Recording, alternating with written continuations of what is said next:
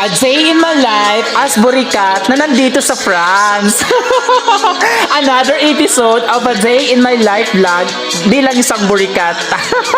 Nakasalukuyan, rumarap pa po tayo ngayon sa Burgos, Spain, na makikita nyo naman talaga for this video ay umiiksing na tayo sa mga Spanish bread.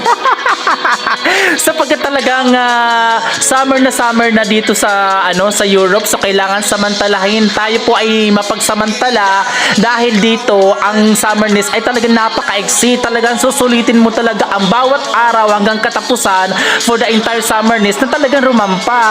Dahil kung papalapit na naman ang winterness, aba, talagang magiging na naman tayo nito, magiging